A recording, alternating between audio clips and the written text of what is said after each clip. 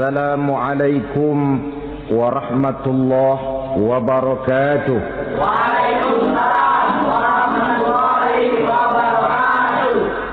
Bapak-bapak, ibu-ibu, saudara-saudara kaum muslimin rahimakumullah.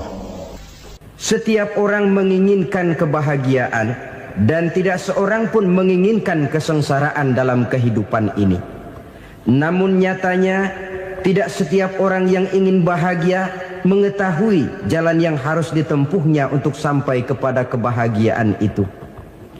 Maka pada kesempatan pertemuan kali ini saya ingin menyampaikan sebuah hadis dari junjungan kita baginda Nabi besar Muhammad sallallahu alaihi wasallam yang termuat dalam kitab Mukhtarul Ahadits An-Nabawiyah, di mana beliau bersabda, arba'un min sa'adatil mar'i. Ada 4 perkara yang merupakan tanda dari orang bahagia. Saya mau tanya, di antara saudara-saudara yang hadir di sini, apa ada yang kepengen jadi orang sengsara? Seluruhnya tentu ingin mendapatkan kebahagiaan. Maka menurut resep dari Nabi kita, tanda orang bahagia itu 4. Jadi kalau saudara ingin bahagia harus mempunyai 4 perkara ini. Yang pertama, orang bahagia itu kata Nabi, darun wasi'un. Punya rumah biar bagus asal gede. Enak ngaturnya daripada sudah punya rumah kecil adanya di pinggir kali, gubuk, kalau hujan bocor, miring lagi, kiamat. Loh, kalau gitu Islam materialis dong. Hadis ini boleh diartikan dengan makna hakiki, arti yang sebenarnya, boleh diartikan dengan makna majazi, arti kiasan. Kalau dia diartikan dengan arti kias, maka yang dimaksud darun wasi'un ay qalbun wasi'un. Rumah yang luas tidak lain daripada hati yang lapang. Karena di situ kunci kebahagiaan yang sebenarnya. Walaupun kita cuma tinggal di petak berukuran 2 kali 3 meter, kalau hati kita luas rasanya rumah itu. Tapi biar rumah kita halamannya saja puluhan ribu hektar, ada kolam renangnya, kamar tidurnya tidak lagi terhitung. Kalau hati yang menempati rumah itu sempit, maka akan terasa sempit jugalah rumah itu. Tempat bergantungnya tidak lain adalah hati. Marilah kita mencoba melihat berbagai pandangan orang tentang bahagia ini. Ada orang menyangka bahwa bahagia itu kalau dia mendapatkan harta yang sebanyak-banyaknya. Siapa yang banyak harta, dialah raja. Apa yang dia mau, seluruhnya bisa dibeli. Keamanannya, dia bisa menyewa petugas. Seluruh fasilitas untuk menyenangkan kehidupannya bisa dibeli. Pendeknya, hartalah segala-galanya dalam kehidupan. Sampai ada pepatah mengatakan, innad darahima fil amakini kulliha taksur rijala mahabatan wa jalala. Sesungguhnya harta, dinar, dirham, uang di mana-mana selalu bikin hebat orang yang memilikinya. Coba lihat, orang yang punya duit sama yang enggak punya duit, jangan gaya hidupnya, gaya jalannya aja lain. Wahia lisanun liman arada fasahatan, wahia silahun liman arada qitala. Uang adalah senjata yang paling ampuh bagi orang yang mau pergi perang, dan lidah yang paling fasih bagi orang yang mau bicara. Kalau bicara dengan lidah macet, cobalah bicara dengan harta, lancar. Sampai ada pepatah demikian, segalanya bisa diatur dengan harta. Maka di kalangan orang yang berpandangan semacam itu, seluruh kegiatan hidupnya hanya terfokus kepada bagaimana mengumpulkan harta yang sebanyak-banyaknya. Tidak peduli halal haram, tidak kenal sore pagi siang dan malam, tidak sempat sujud, jauh dari agama, jauh dari kehidupan yang bersifat ruhaniyah, jauh dari Allah dan sebagainya, sampai dalam Al-Quran dikelompokkan dalam kelompok yang dinamakan lumazah. Allazi jama'a malahu wa'addadah yahsabu anna malahu akhladah. Mereka mengumpul-ngumpulkan harta sebanyak-banyaknya dan menyangka bahwa harta yang banyak itu dapat mengekalkan hidupnya, mengekalkan kekayaannya, mengekalkan kebahagiaannya. Saudara hadirin yang berbahagia, kalau pandangan hidup ini benar, artinya kalau harta memang merupakan satu-satunya hal yang dapat membuat orang bahagia, tentu di rumah mewah tidak akan pernah ada tangis derita. Tentu di satu tempat di mana fasilitas hidup serba menunjang tidak ada yang namanya penderitaan. Tapi suka dan duka, sedih dan gembira, senyum dan tawa adalah milik setiap orang, baik dia punya harta maupun dia tidak punya harta. Nyatalah bahwa harta semata-mata bukan merupakan jaminan bahwa orang akan bahagia. Walaupun tanpa harta orang sulit untuk bahagia. Saya mau cerita, ada orang super kaya, namanya Aristotle Onesimus, raja tanker Yunani. Dia punya kapal tanker saja konon sampai 11 banyaknya. Punya perusahaan penerbangan yang disebut Olympic Airlines. Punya hotel di berbagai kota besar di dunia ini, sejak dari New York, London, Paris, Rome dan sebagainya. Bahkan punya pulau yang dia namakan Pulau Scorpio. Ini kan namanya sudah kaya nggak tanggung-tanggung, punya pulau. Nah, dia punya 2 orang anak, yang satu laki-laki namanya Alexander, yang satu perempuan namanya Maria Onesimus. Seluruh harapannya tertumpah kepada anak lakinya Alexander ini, yang akan meneruskan usahanya, meneruskan kekayaannya, meneruskan dinastinya. Apa yang terjadi? Ternyata anak yang dia harapkan yang bernama Alexander ini mati muda dalam kecelakaan pada waktu dia olahraga. Apa olahraganya? Namanya olahraga anak orang kaya, golongan jet set. Olahraganya olahraga pesawat terbang. Jatuh, ya nggak kapungut, habis mati. Tinggal satu anak perempuannya, Maria Onesimus. Tapi anak perempuan ini juga malah urakan. Terakhir dia pacaran, bahkan kemudian kawin sama orang Rusia. Rupanya Aristotle Onesimus ini broken. Kekayaannya yang berlimpah ruah, perusahaannya yang begitu banyak, siapa yang akan meneruskan? Siapa yang akan menggantikan? Sampai kemudian dia mengurung diri di Pulau Scorpio dan mati di sana secara mengenaskan. Seorang multi jutawan, seorang yang super kaya, mati menyendiri di pulau sepi. Ibarat kata pepatah, anak ayam mati di lumbung. Bukan kekurangan makanan, keurugan makanan. Begitu kehidupan Aristotle Onesimus. Dan banyak orang-orang yang sudah demikian kaya sampai dibingungkan oleh kekayaannya sendiri. Telusurilah kehidupan David Rockefeller misalnya, Henry Ford misalnya, Adnan Khashoggi misalnya. Multi jutawan yang kadang-kadang dibuat keder oleh kekayaannya sendiri. Pantas ketika Imam Ali ditawarkan orang, "Ya Ali, kalau kepadamu disuruh pilih ilmu atau harta, kau pilih mana?" Ya jelas pilih ilmu dong. Kenapa? Pertama, ilmu kalau kita berikan kepada orang lain tambah. Tapi harta kalau kita berikan kepada orang lain kurang. Saudara punya uang 10.000, dibagi orang 5.000, jelas uang saudara berkurang. Tapi saudara punya ilmu diberikan kepada orang lain bisa, saudara pun makin mantap. Tidak lantas jadi bodoh karena ngajarin orang.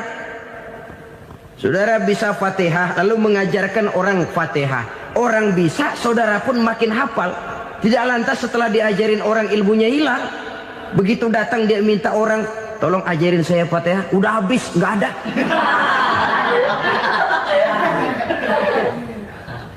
Yang kedua kata Imam Ali, ilmu menjaga kita. Kalau harta kita yang harus jaga. Makin banyak ilmu makin terpelihara diri seharusnya. Tetapi makin banyak harta makin bingung kita jaganya. Sampai kadang-kadang kalau perlu seluruh keliling rumah dipasangi alarm.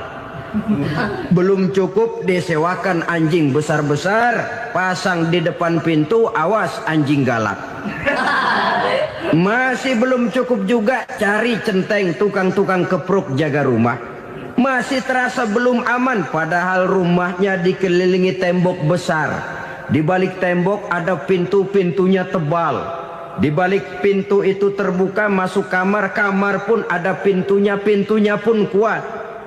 Masuk ke dalam kamar ada lemari, lemarinya pun pintunya kuat, dikunci, kuncinya pun kuat.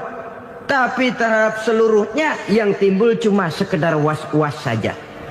Kesimpulannya sekali lagi, tanpa harta orang memang sulit untuk bahagia.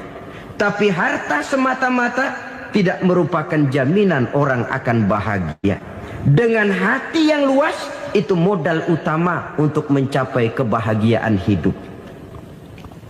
Orang yang hatinya luas, saudara-saudara, punya hati yang lapang, melihat kenyataan hidup ini, dia bersyukur senantiasa kepada Allah. Lantas tidak timbul hasud dan iri hatinya. Oleh karena itu jiwanya selalu lapang. Kalau tidak, cupik hati namanya. Dangkal pandangan, tidak senang melihat orang lain dapat nikmat, dan itu sering dijadikan contoh.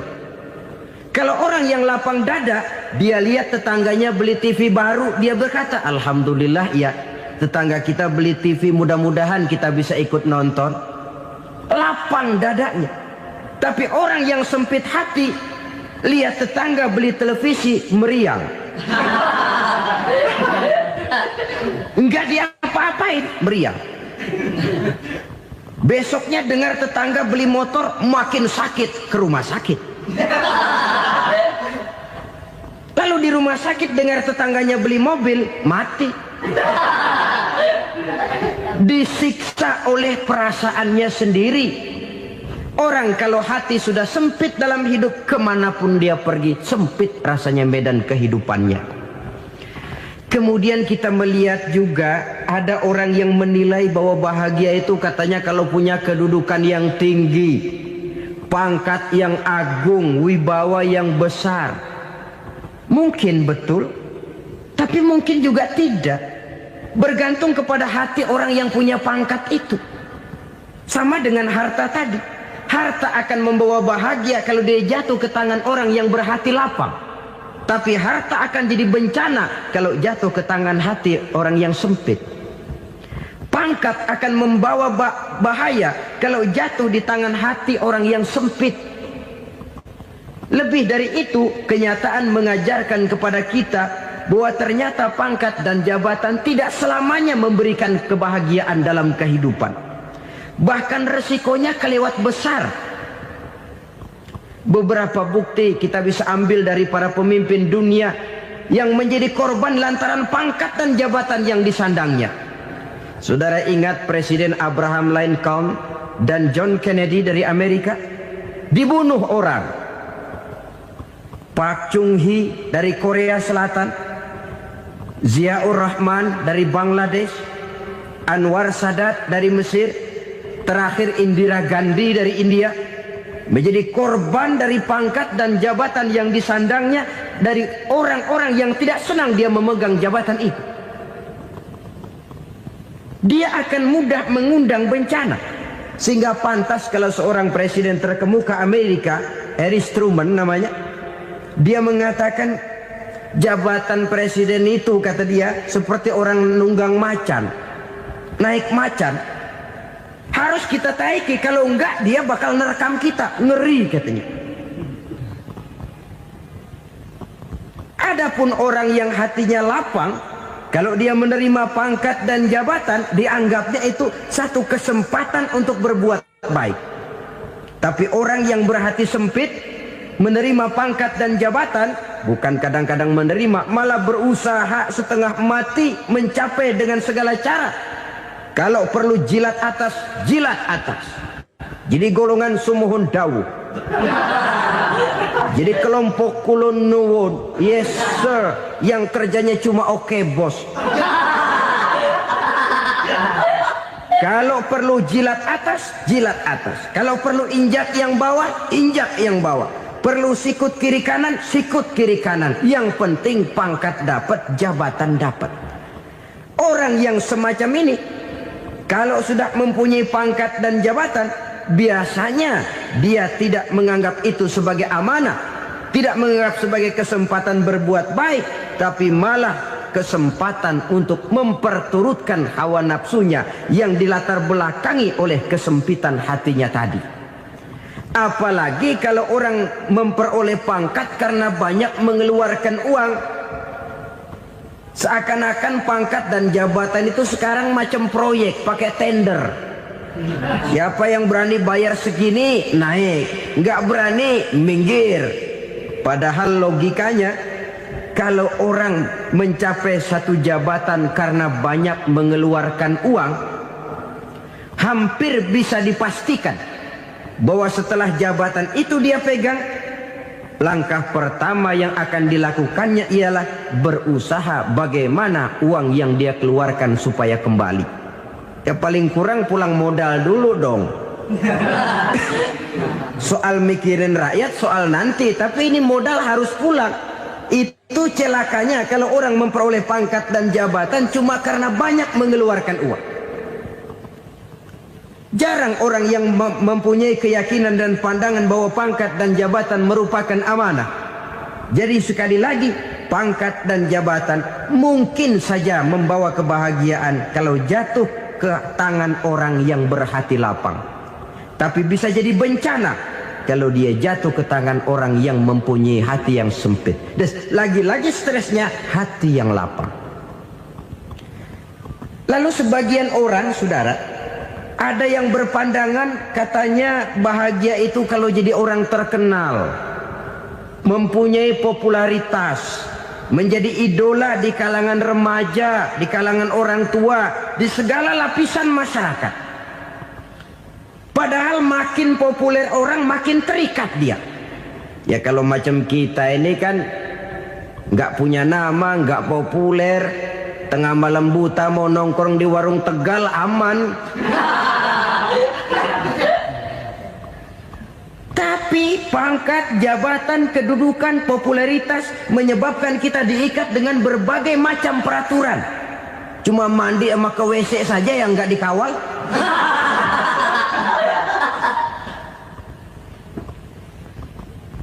Benarkah popularitas, ketenaran membawa kebahagiaan? Mungkin. Ya, tapi mungkin juga tidak. Kenapa?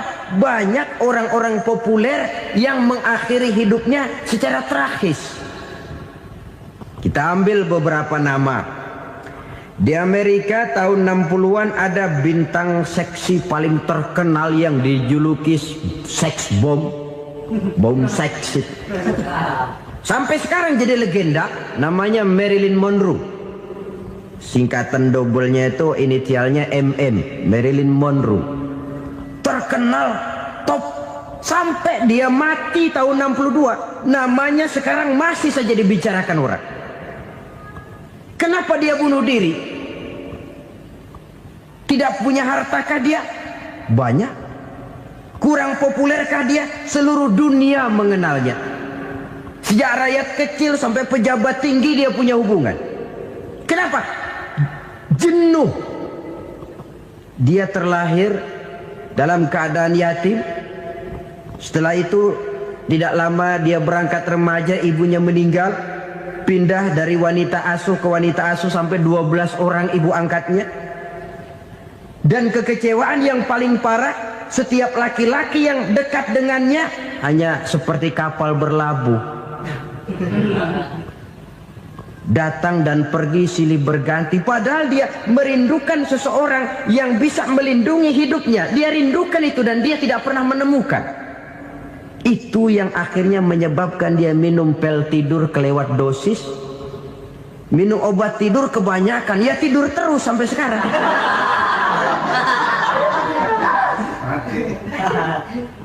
Dia mengakui, saya telah memiliki ketenaran, tapi saya tidak pernah hidup dalam ketenaran itu. Saya pandai main sandiwara, tapi saya ingin hidup dalam alam yang real sebagaimana umumnya orang.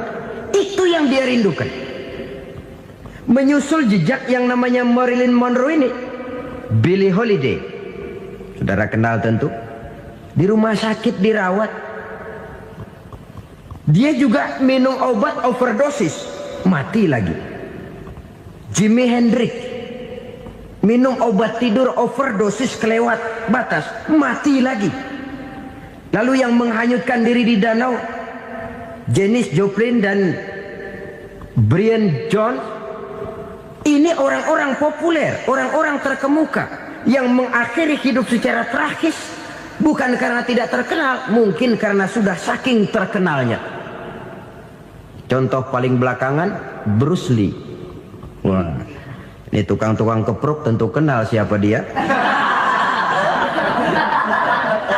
Sampai sekarang pun tabir kematiannya masih merupakan misteri. Dan yang masih hidup juga menunjukkan gejala yang aneh. Michael Jackson, rumahnya di Beverly Hills itu dijaga sedemikian rupa, dan dia selalu curiga kepada setiap makanan harus steril, bersih dari segala macam kimia. Kemana dia pergi, itu tukang-tukang kepruk sudah selalu menjaga dan mengawal, dan dia seakan takut menunjukkan mukanya yang asli. Hingga kalau tampil ke tengah di luar show, dia kadang memakai pakaian yang tidak menunjukkan dia yang sebenarnya, takut dikenali orang. Ternyata popularitas sering jadi momok yang meracuni kehidupan manusia. Oleh karena itu, benarlah junjungan kita pada saat beliau mengajarkan orang akan bahagia kalau dia mempunyai hati yang lapang. Nah, sekarang masalahnya untuk mendapatkan hati yang lapang, caranya bagaimana? Kita kembali kepada konsep Quran. Allah mengajarkan, ala inna bidzikrillahi tatmainnul qulub.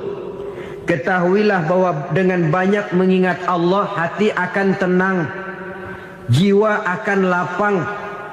Dengan kata lain, dekat dengan agama, merasakan kehadiran Allah dekat dalam hidup, itu muara pertama untuk mencapai hati yang lapang. Ala inna bizikrillahi tatmainnul qulub. Jangan macam orang sekarang ingin mendapatkan ketenangan lalu tapak di puncak gunung, di gua-gua, di tempat sepi. Iyalah kalau nggak ada ular. Kalau tergigit ular berbisa, ketenangan belum, mati jelas itu. Islam positif untuk mendapatkan ketenangan. Ala inna bizikrillahi tatmainnul qulubi. Bahwa ketahuilah bahwa dengan banyak mengingat Allah, hati akan tenang, jiwa akan lapang, nuansa pikiran akan luas. Karena yang namanya bahagia ada dimanapun manusia berada. Di kampung ada bahagia, di kota ada bahagia, di ngarai, di lembah, di gunung, di hutan, di lautan, di angkasa luar, dimanapun bahagia itu ada kalau kita bermodalkan hati yang lapang ini. Dan hati akan lapang kalau kita dekat dengan agama. Dekat dengan harta buat sementara hati mungkin tenang, tapi ketenangan yang relatif dan temporer. Apalagi orang tiap kali tambah harta, tiap kali tambah rencana. Itu wajar. Mungkin sebelumnya saudara berpikir, kalau punya duit 5.000 enak nih. Begitu punya duit 5.000, aduh sayang kalau 10.000 aja. Tiap kali tambah harta, tiap kali lain rencana. Makin banyak rencana, makin menjauhkan kita dari yang namanya ketenangan. Padahal ketenangan merupakan unsur utama untuk mencapai bahagia. Dan ketenangan itu bermuara dalam hati manusia. Tengoklah kehidupan ini. Orang yang banyak harta dengan orang miskin, Berbedakah rasa sakit yang mereka tanggungkan? Rasanya tidak. Walaupun si kaya tidur di kasur empuk berselimutkan sutra mahal, sementara si miskin meringkuk di balai bambu yang keras dan kasar. Apabila maut datang, dia juga tidak pernah pilih bulu. Maut datang menjemput si kaya di singgasana keemasannya, dikelilingi oleh para pengasuh, dayang dan inang serta para pengawal. Dan maut pun datang menjemput si miskin papa, sehingga ia tergelepar di tepian jalan. Kedua-duanya bernama mati.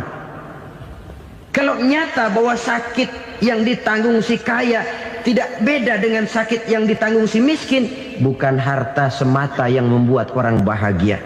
Hati yang tenang, jiwa yang lapang penuh kedamaian, karena banyak berzikir dan mengingat Allah, itu merupakan modal utama untuk mencapai sesuatu yang bernama bahagia.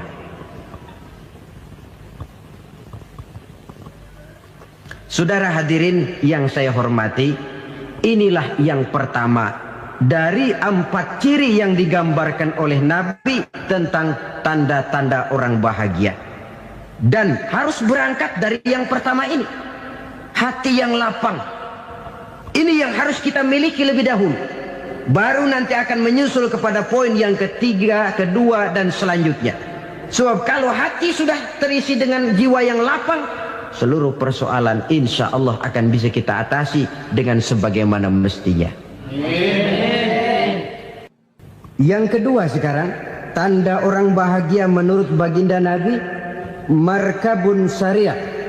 Orang bahagia itu, kata beliau, punya kendaraan biar cepat asal lancar. Artinya kemana dia mau pergi mudah. Apa maksud hadis ini? Kalau kita kaji lebih dalam, kendaraan itu kan alat transportasi. Transportasi tidak lain adalah usaha memudahkan komunikasi. Pindah dari situ kepada teori bahwa manusia adalah zon political, makhluk bermasyarakat yang tidak bisa memenuhi kebutuhan hidupnya secara sendirian. Kita memerlukan keberadaan orang lain dalam kehidupan ini.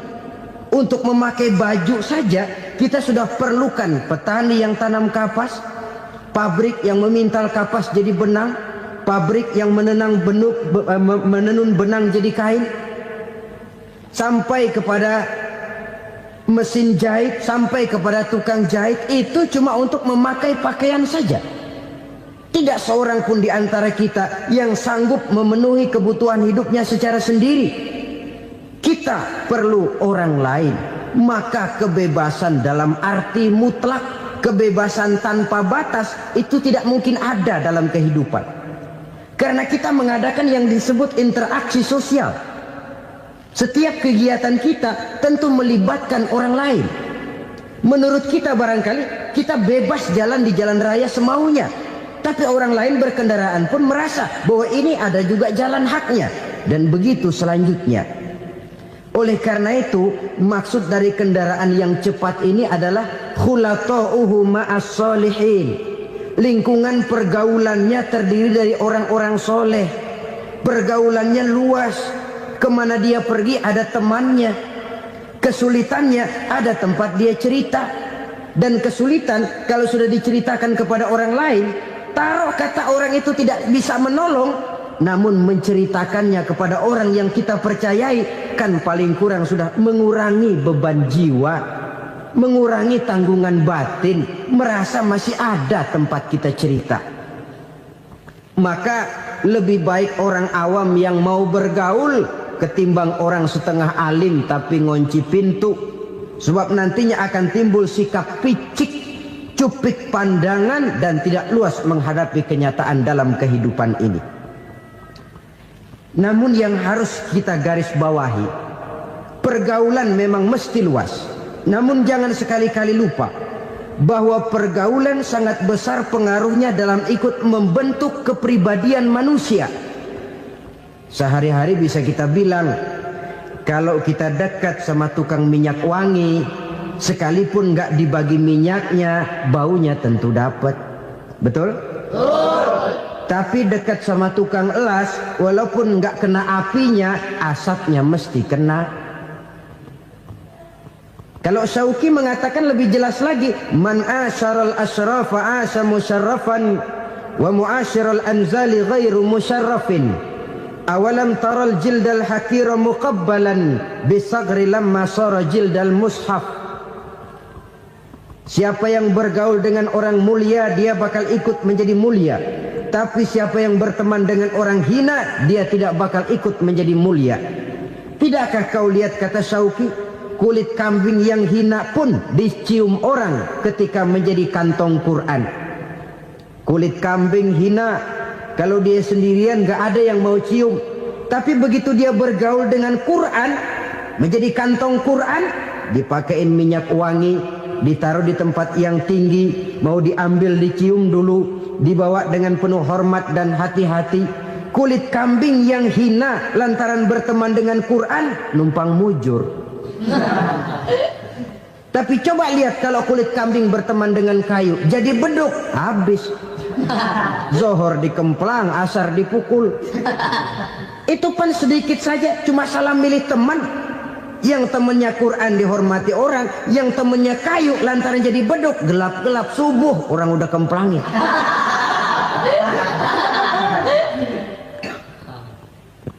Maka terutama kepada adik-adik remaja yang masih mencari identitas diri, yang ibarat kaset masih kaset kosong, mudah diisi oleh apapun, pandai-pandailah memilih teman dalam bergaul. Karena banyak orang yang tadinya baik-baik, ketika terseret dalam pergaulan dengan orang yang tidak baik, kebaikannya menjadi lentur dan luntur. Tapi berapa banyak bajingan-bajingan tengik, orang-orang yang berlumur noda dan dosa, tiap hari melakukan maksiat, namun bergaul dengan orang yang baik-baik, pada akhirnya sedikit demi sedikit beringsut dan berangsur dia terbiasa mengikuti kebaikan-kebaikan. Saya tekankan ini kepada remaja karena mereka masih mencari identitas diri. Apa yang mereka lihat mereka mau, apa yang mereka dengar mereka ingin tahu. Coba lihat kehidupan remaja.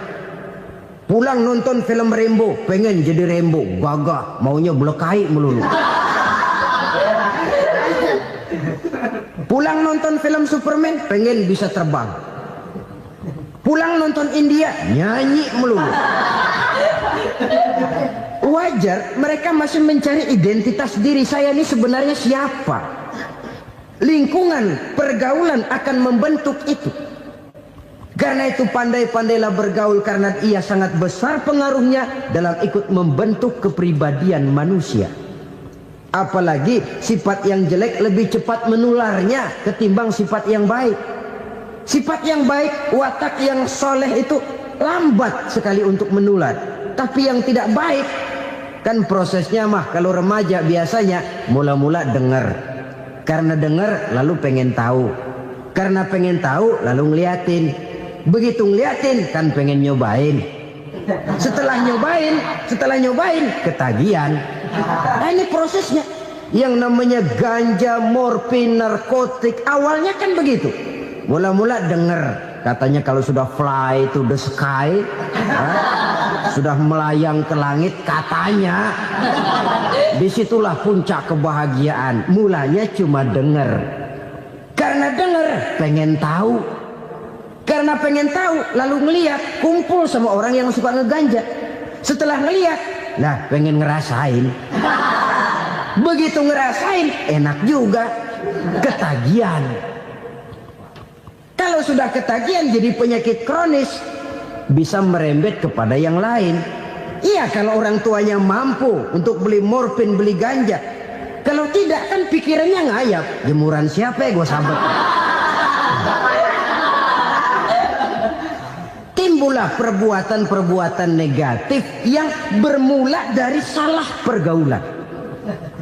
Apalagi buat adik-adik remaja yang tinggal di kota-kota besar, yang pengaruh budaya, pengaruh kesenian, pengaruh struktur kehidupan yang nampak makin individualistis, di mana persaingan tajam, tensi ekonomi tinggi, orang mudah mengalami stres. Pandai-pandailah dalam bergaul, sekali lagi, karena ia sangat besar pengaruhnya dalam ikut membentuk kepribadian manusia. Orang bahagia punya kendaraan yang cepat, artinya punya pergaulan yang luas, dan lingkungan pergaulannya terdiri dari orang-orang yang soleh. Kemana dia pergi, ada teman. Kesulitannya, ada tempat dia cerita. Tapi kalau sudah menyendiri, hidup sendiri, kesulitan dipikiri sendiri, bisa mati belum waktunya. Tidak ada tempat berbagi rasa, tidak ada tempat bercerita, tidak ada tempat mengurangi beban dalam kehidupan. Pantas betul kalau Islam sangat menggalakkan dan menganjurkan orang kalau sudah sampai waktunya itu untuk melangsungkan nikah. Kata Nabi, ya ma'syaras syabab man istata'a minkumul ba'at falyatazawwaj. Hai para pemuda, kalau sudah mampu memberi nafkah, kawinlah, nikahlah kamu. Kenapa? Sudah ada teman hidup, tempat berbagi rasa. Kesulitan kalau ada tempat cerita akan lebih ringan ketimbang kita telan sendiri, walaupun bobot kesulitannya sama beratnya. Saudara-saudara kaum muslimin rahimakumullah, inilah ciri yang kedua, punya kendaraan biar cepat asal lancar. Kemana kita mau pergi gampang. Dengan kata lain, setelah hati yang luas, pergaulan yang luas. Dua. Yang ketiga sekarang, tanda orang bahagia itu menurut Nabi, misbahun mudhi'un, punya lampu yang terang. Oh, itu enggak problem. Sekarang sudah zamannya listrik masuk desa, Pak. Lampu sudah terang semua. Betul, kalau itu yang dimaksud. Tapi tidak cuma itu. Karena lampu yang dimaksud di sini, lampu yang akan menerangi seluruh perjalanan hidup. Dan perjalanan hidup itu sudah dimulai sejak kita terlahir ke alam ini, sampai masuk ke alam barzah, kumpul di padang mahsyar, sampai ke akhirat. Lampu yang menerangi itu yang diperlukan. Kalau lampu, katakanlah yang paling top sekarang kan lampu jenis Mercury. Taruhlah itu di rumah kita, dia cuma menerangi rumah kita, menerangi hati pun tidak sanggup. Bila kita masuk ke alam barzah, alam kubur, sanggupkah si Mercury yang begitu terang menerangi alam barzah kita? Tidak sanggup lagi. Sanggupkah lampu yang ratusan watt, bahkan puluhan ribu watt menerangi kehidupan di padang mahsyar? Tidak akan sanggup lagi. Kalau demikian, yang dimaksud lampu yang terang di sini apa? Tidak lain amal soleh, kebajikan yang kita lakukan dalam hidup. Itu yang akan jadi lampu penerang. Di dunia nama kita akan terang. Jasad kita boleh hancur terkubur tanah, tapi nama kita akan dikenang orang. Begitulah kalau orang meninggalkan kebajikan dalam hidup seperti sekarang. Ribuan orang tiap saat berziarah ke kubur Imam Syafi'i, ke kubur Imam Malik, ke kubur Imam Ghazali, ke kubur orang yang baik-baik, orang yang soleh-soleh. Kebajikannya yang ditinggalkan, yang mengukir namanya dengan tinta emas. Sehingga saudara sudah terbaring di alam kubur, orang lewat, Allah, ini kuburannya Fulan bin Fulan, dulu ini kebaikannya Masya Allah, saya ikut merasakan. Mari kita mampir sebentar, kita Fatihah. Mohon disampaikan Allah pahalanya kepada almarhum. Al-Fatihah. Itu kalau orang baik-baik. Lalu saudara tanya, Pak, orang mati dikirimin Fatihah apa nyampe pahalanya? Saya jawab, kalau saudara nggak percaya, mati dulu dah. Nanti saya Fatihain, tungguin di sana. Umpama nggak sampai, balik lagi kemari. Sekarang ini kan maunya otak-otakan saja. Kalau nggak masuk otak, nggak percaya. Padahal alam gaib itu nggak bisa diotak-otakin. Sama saja dengan saudara pernah dengar cerita kapal Tampo Mas tenggelam tak? Pernah nggak? Di mana? Ya, di laut Masalembo. Begitu ke Tampo Mas tenggelam, ratusan penumpang itu terjun ke laut, dipermainkan gelombang, berjuang menghadapi maut itu. Orang lagi timbul tenggelam di lautan, dihantam ombak, kita tengokin pakai helikopter. Pak, lagi timbul tenggelam ya? Iya, tolongin. Jangan khawatir Pak nih, saya kirim intan Pak, harganya 10 juta. Kira-kira orang yang timbul tenggelam di laut seneng nggak? Kan mahal toh intan 10 juta. Kenapa dia nggak senang? Karena intan 10 juta dalam kondisi seperti itu tidak sanggup menyelamatkan dia. Dia akan girang kalau dikirimin ban mobil bekas, dikirimin papan terentang atau bambu. Intan yang 10 juta dia nggak girang. Ban mobil bekas yang 1000 perak, tuh pegang, itu yang dia girang betul. Inilah sebabnya Nabi berkata, mal mayyitu fi qabrihi illa kal ghariqil mutaghawwis. Orang yang meninggal di alam kuburnya seperti orang timbul tenggelam di lautan. Yantaziru da'watan min ahli, menunggu doa dari keluarganya yang masih hidup.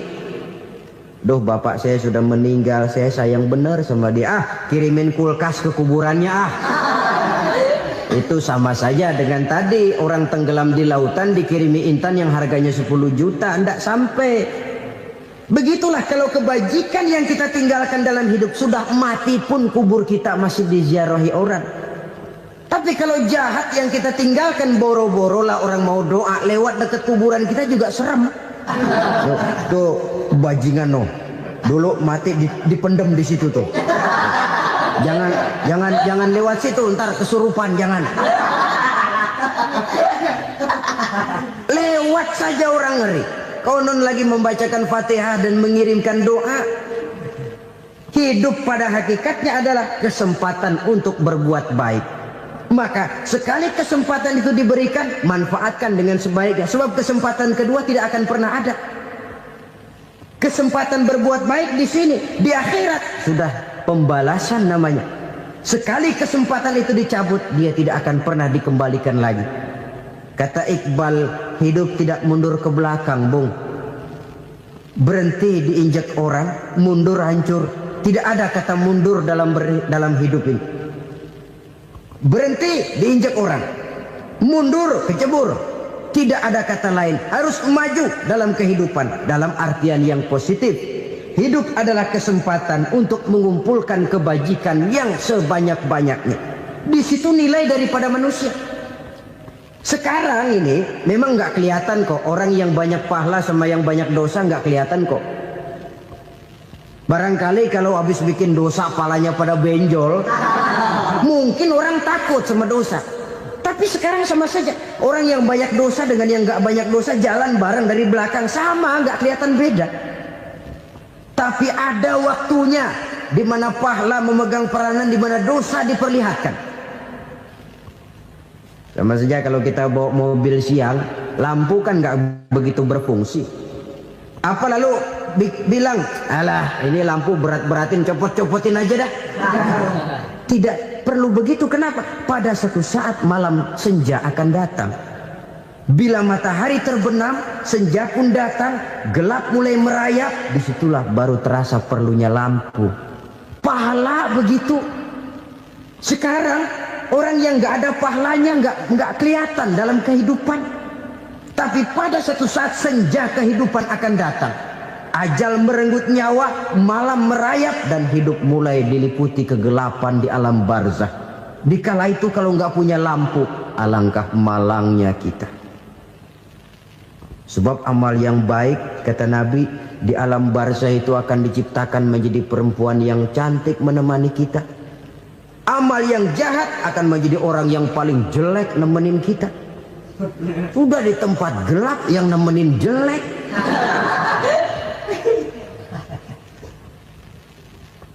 Kaum muslimin rahimakumullah. Kalau demikian masalahnya, tergantunglah kita pandai memanfaatkan waktu. Al-waktu kasayf. Waktu itu cepat sekali. Yang namanya waktu itu tahu-tahu. Tahu-tahu udah tahun 87. Tahu-tahu udah begitu. Tahu-tahu yang kemarin anak-anak, sekarang udah pada punya anak. Tahu-tahu saja itu. Begitu cepat waktu berlalu. Kalau tidaklah pandai kita memanfaatkannya, akan rugi kita.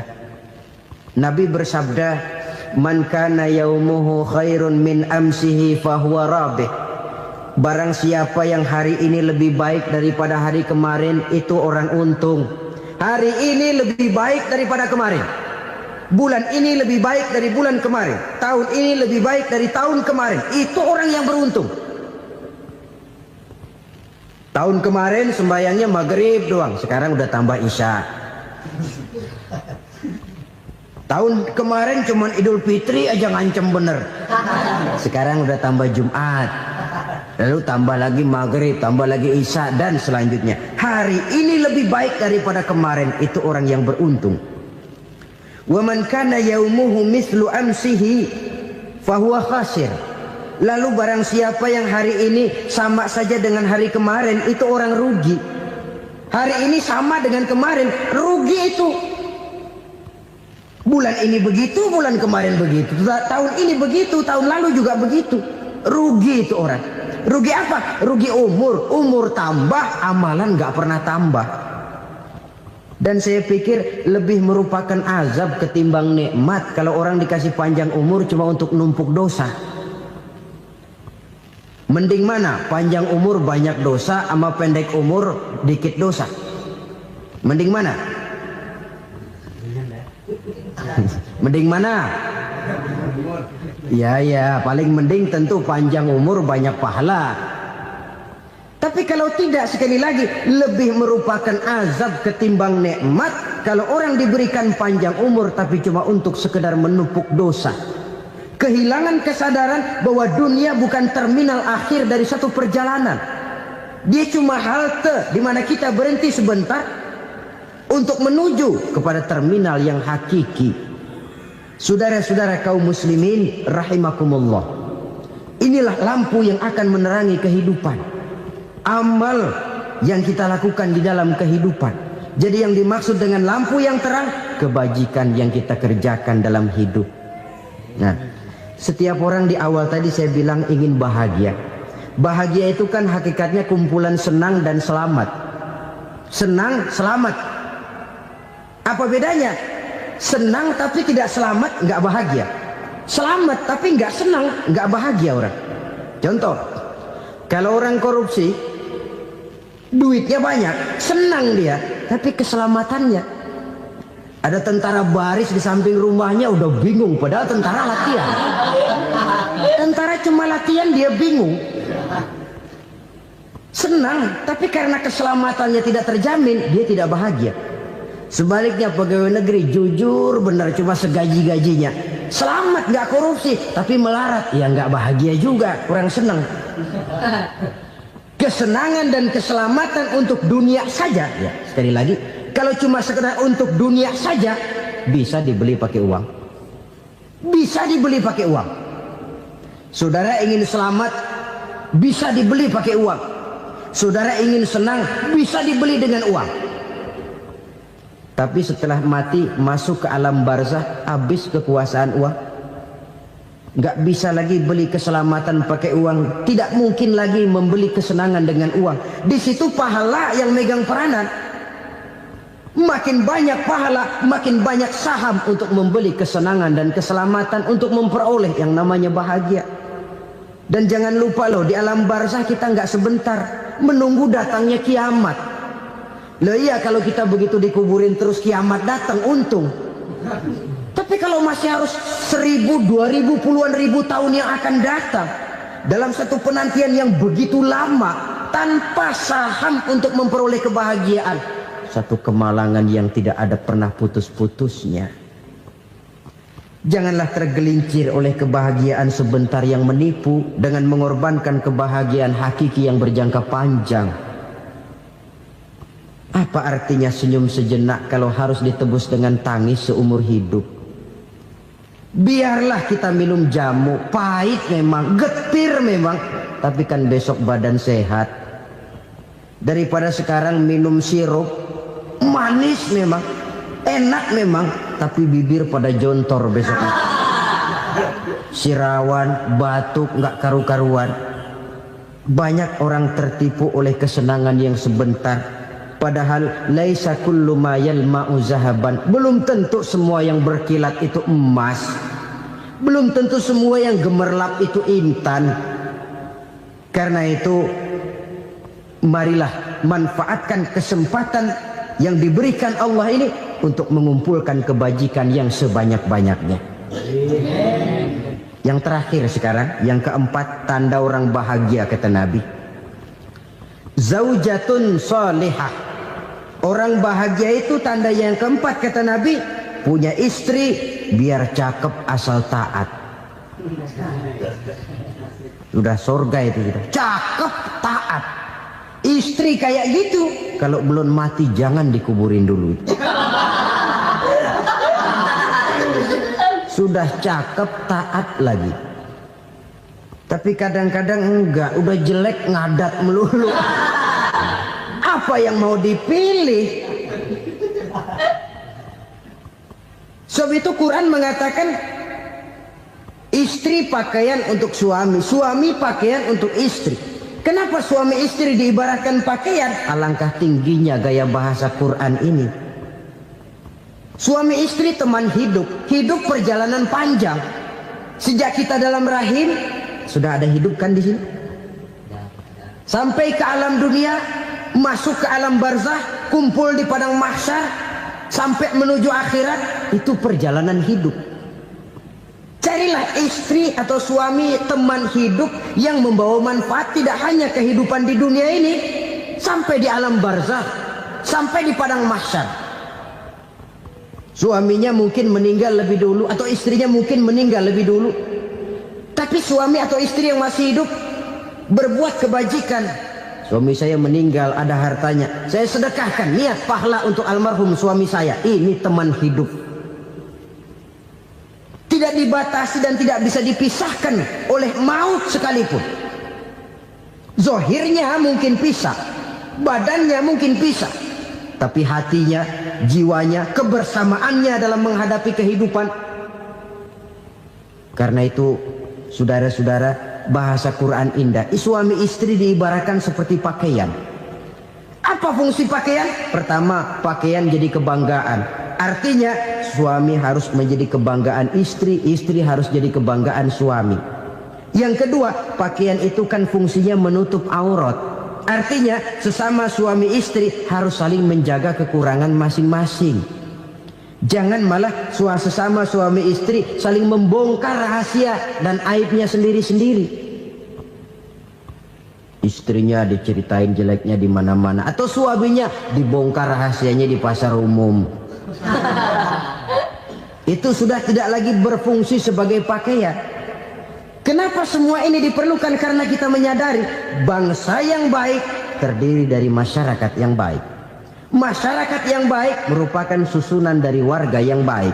Warga yang baik adalah terdiri dari rumah tangga yang baik. Dan rumah tangga yang baik merupakan susunan dari pribadi yang baik. Dari situ langkah dimulai. Membangun satu bangsa yang baik diawali dengan membangun rumah tangga yang baik, dengan menciptakan pribadi-pribadi yang baik. Sehingga dari sini diharapkan berkembanglah nilai-nilai kebaikan. Orang akan bahagia mempunyai istri yang soleh. Kenapa? Tidak ada seorang suami bisa sukses jadi apapun dia, apapun profesinya. Dokterkah, kiaikah, mubalikah, petanikah, pengusahakah, pejabat tinggikah, tidak ada seorang suami yang bisa sukses tanpa peran serta istrinya. Walaupun memang peranan itu tidak begitu kelihatan, tapi sangat menentukan. Karena itu, saudara hadirin yang saya hormati, Islam sangat menghargai kaum wanita, memberikan kedudukan yang tinggi sepanjang tidak mematikan kodrat kewanitaannya. Nah, kalau sudah kesuksesan ini diawali dari rumah tangga, karier di masyarakat mudah untuk dikejar. Tapi keberantakan di rumah tangga merupakan kegagalan pertama di tempat lain. Nah, inilah saja yang dapat Al-Fakir sampaikan pada pertemuan kali ini.